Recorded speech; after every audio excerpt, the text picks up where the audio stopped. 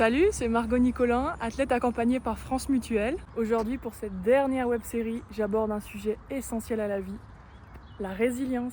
C'est un concept qui a été développé par Boris Cyrulnik, un psychiatre et psychanalyste français, qui se caractérise par la reprise d'un nouveau développement après un traumatisme. Par exemple, dans le sport, suite à la non-atteinte d'un objectif important, il est très courant de vivre une grande déception.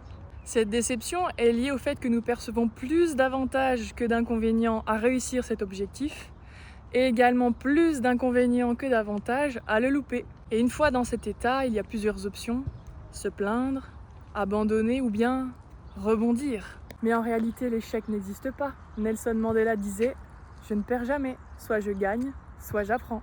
D'ailleurs, à intelligence égale, la réussite ne dépend pas que du talent, mais aussi à la capacité de supporter l'échec. Ce qui veut dire que l'échec fait partie intégrante du chemin. Mais alors comment rebondir ? En fait, à chaque fois que j'ai perçu l'échec, je ne savais pas que cet objectif me préparait simplement à l'étape d'après, plus en adéquation avec qui je suis. L'une des premières choses à faire, c'est de faire une liste avec tous les bénéfices présents et futurs à avoir échoué.